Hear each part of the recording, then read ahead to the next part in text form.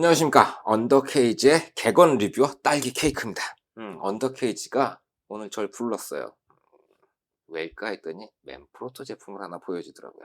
자, 맨프로토라고 삼각대를 전문으로 만드는 브랜드예요. 저는 이 맨프로토 삼각대를 15년째 쓰고 있습니다. 상당히 훌륭한 삼각대죠. 그 회사에서 아이폰 6에 사용할 수 있는 케이지라는 게 출시가 됐습니다. 보호용 케이스라기보다는 여기다가 이것저것 장비를 장착할 수가 있어요. 그래서 케이지라고 부르는 게 더 어울리지 싶습니다. 사실 이 물건은 아이폰 5 시절에도 이렇게 존재를 했었어요. 그래서 이미 5를 통해 가지고 성능이 검증된 제품이라고 할 수가 있겠죠. 아이폰 6를 케이지에 한번 장착을 해 봅시다. 간단해요. 넣고 집어넣으세요. 들어갔습니다. 깔끔하게 들어가죠. 손에 잡는 느낌은 딱딱해요. 그리고 느낌 자체는 미끄럼도 없고 괜찮아요. 재질이 강화 레진으로 만들어져 있습니다. 그래서 어느 정도 충격에 대한 내성도 훌륭한 편이고요. 자, 이걸로 무엇을 하느냐? 구성품 중에 이런 게 있습니다. 기본적으로 구입하시게 되면은 이런 케이스 안에 이 케이지하고 이 클립이 들어있는 거예요. 이 클립은 이제 열쇠고리 같은 데 집어넣어서 갖고 다니시다가 휴대폰으로 뭔가를 봐야 되겠다. 그랬더니 여기다 꽂아주세요. 이런 식으로요. 쭉 해서 꽂아주시고 이렇게 세워놓으면 보기가 참 수월하겠죠. 이렇게만 볼 수 있는 게 아니고 세로로 이렇게 세워놓고 페이스타임이라든가 이런 걸 하시게 되면 상당히 편리하겠죠. 이 클립에는 이 기능만 있는 게 아니고 4분의 1인치 나사산이 장착이 되어 있습니다. 이건 뭐에 쓰느냐면 삼각대 붙이라고 나온 거예요. 자, 삼각대를 하나 준비했습니다. 맨프로토사의 픽시라는 미니 트라이포드예요. 제가 상당히 좋아하는데 이유가 뭐냐면 외계인 같아요. 생긴 게 너무 귀엽게 생겨가지고 이걸 좋아한답니다. 이런 식으로 삼각대에 장착을 해서 여러분이 원하는 피사체를 딱 해놓고 촬영을 하게 되면 흔들림 없이 깨끗한 촬영이 가능하겠죠. 그런 장점들이 있습니다. 픽시는 살짝 분리를 해서 옆쪽에 보관하도록 하겠습니다. 자, 여기까지가 기본적인 구성품이고, 그리고 따로 이제 구입하셔야 되는 재료들이, 장비들이 이렇게 나열이 되는 거죠.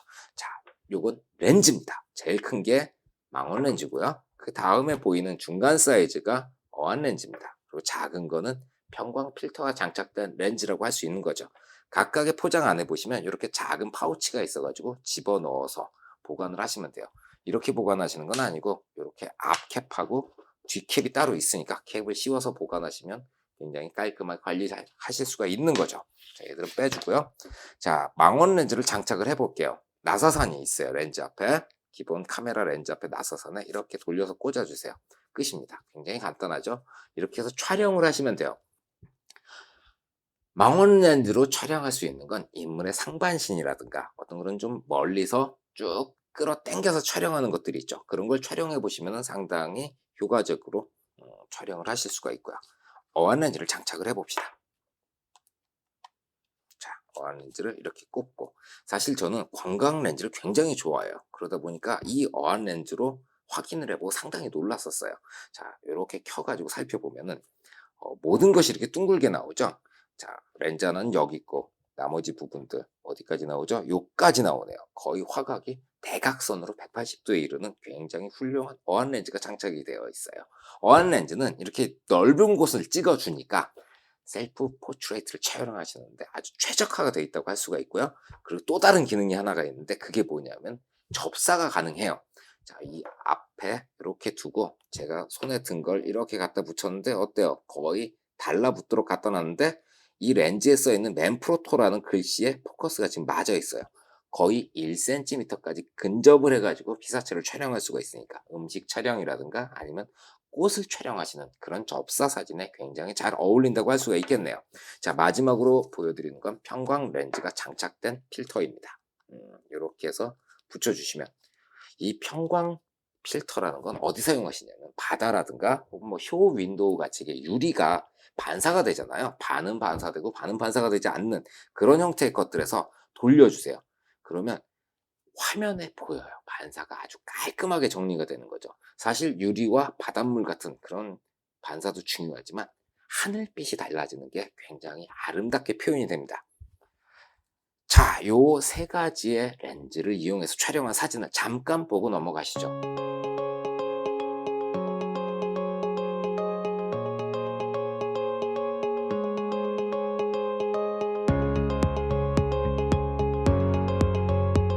렌즈를 이용해서 촬영하는 사진도 괜찮지만 또 다른 액세서리가 존재를 합니다. 바로 요거죠. 이렇게 보시게 되면 옆쪽에 스위치가 달려 있습니다. 눌러주십시오. 꾹 누르고 계시면은 가볍게 라이트가 들어오죠. 한 번 더 누르면 밝아지고요. 한 번 더 누르면 더 밝아집니다. 다시 누르면 약해집니다. 전원 버튼을 꾹 누르고 계시면 라이트가 꺼지게 되는 거죠. 스마트폰에 사용하실 수 있는 LED 라이트가 이렇게 따로 존재를 합니다. 옆쪽을 보시게 되면 분리를 할 수 있는 구조로 만들어져 있어요. 이걸 내려놓고 위에 것만 여기다 꽂아주세요.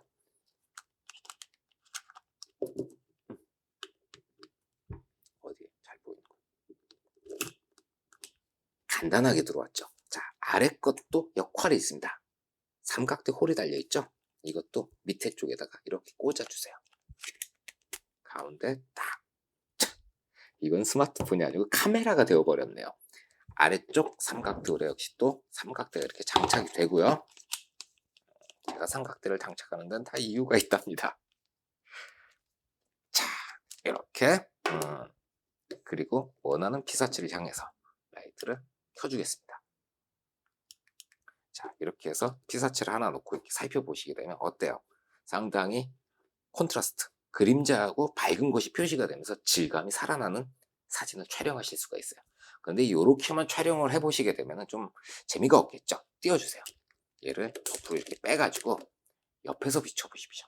이렇게 비쳤을 때 다르고 이렇게 비쳤을 때 다르고 비치는 방향마다 상당히 피사체를 표현하는 능력이 달라지게 되는 거죠. 이걸 통해 가지고 조금 더 미술적으로 완성된 사진을 촬영하실 수가 있는 거예요. 자, 이 스피드라이트, 스피드라이트가 아니군요. 자, 이 LED 라이트는 상당히 범용적으로 사용하는 마이크로 USB 잭을 가지고 있습니다. 아래쪽을 보시게 되면은 마이크로 USB를 꽂을 수가 있죠. 이렇게 해서 필요한 곳에서 USB를 꽂아가지고 충전을 하시게 되니까 사용의 편리성이 굉장히 강조가 된 제품이라고 할 수가 있겠네요. 내구성도 훌륭하고요. 뭐 이래저래 괜찮은 것 같습니다. 자, 오늘은 여기까지 하겠습니다. 수고하셨습니다.